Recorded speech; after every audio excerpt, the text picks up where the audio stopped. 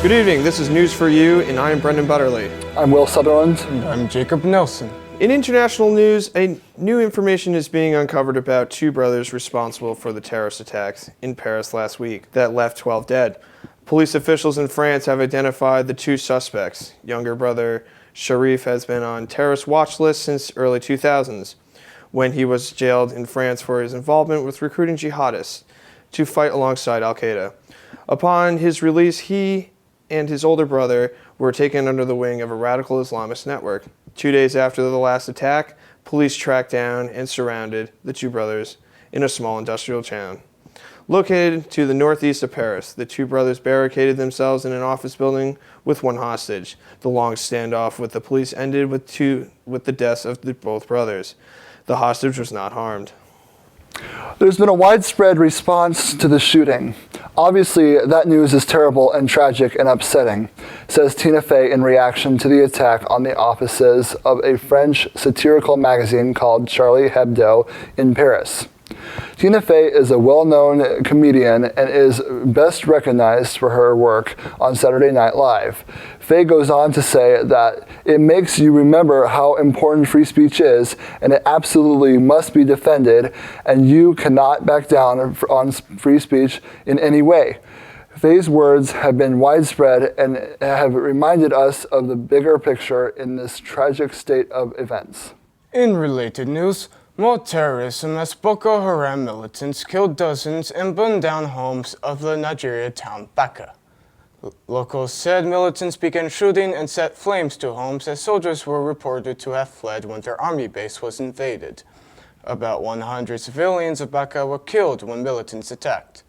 These militants have been pursuing an uprising to bring forth an Islamic state in the northeast of Nigeria for over the past 5 years. Boko has taken over and established wild, unrestrainable roads on the northeast. Coming up, story about Palestine and a plane crash. United Nations Secretary General Ban Ki-moon has confirmed that Palestinians will become members of the International Criminal Court in April. The jurisdiction of the newly added Palestinians will date back to June 13, 2014. As a result, the ICC could investigate alleged Israeli war crimes during the offensive in the Gaza Strip last summer, in which Israeli forces killed roughly 1,500 civilians. The operation was carried out in response to the kidnapping and murder of 3 Israeli teenagers around June 12th in the West Bank. Now to Kentucky with an incredible tale of survival.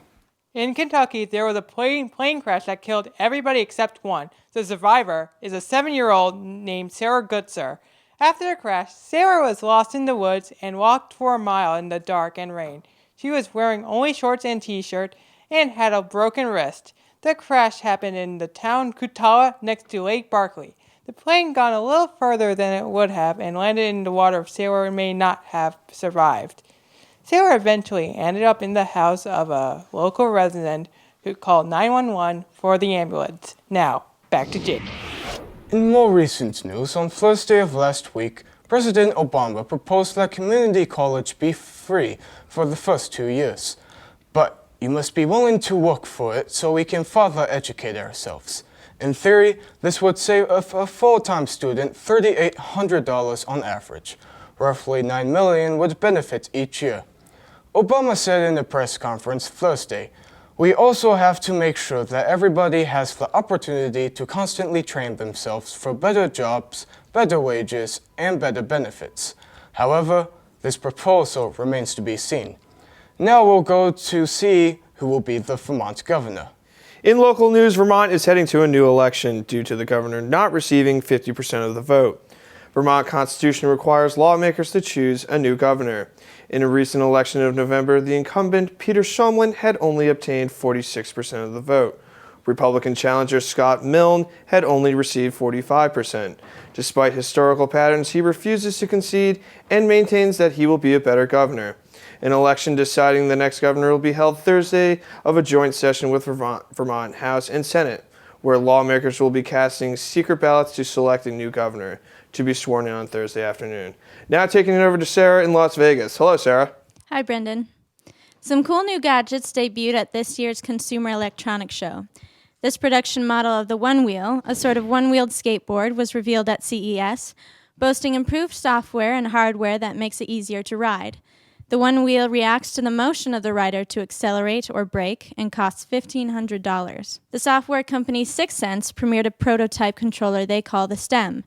This motion controller uses an electromagnetic field to detect the position of dual joysticks, which are held in both hands. The controller is intended for use with new virtual reality headsets like the Oculus Rift and sister project Samsung's Gear VR.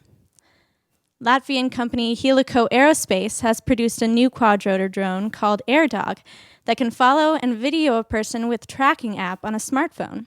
The drone can be used to film extreme sports and provides aerial video at an affordable price for sports enthusiasts. We now go back to the studio.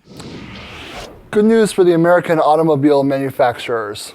On Wednesday, President Obama said that both the U.S. auto industry as well as the entire manufacturing sector are leading the way in the longest stretch of continuous job growth in American history. This good news, combined with the falling U.S. gas prices, suggests the U.S. economy is no longer in trouble. In his upcoming State of the Union address on Monday night, President Obama will address these two important issues. Obama will be congratulating the American automotive industry for making and developing the new cars. The American automotive industry is at its best in our history, President Obama told CBS News in a recent interview. And by the way, did you know that he sat in a Mustang? Really? Yeah. What color? I don't know. I think it's red. Wow, it's fantastic. He signed the Mustang or he drove in the Mustang? You just sat in it.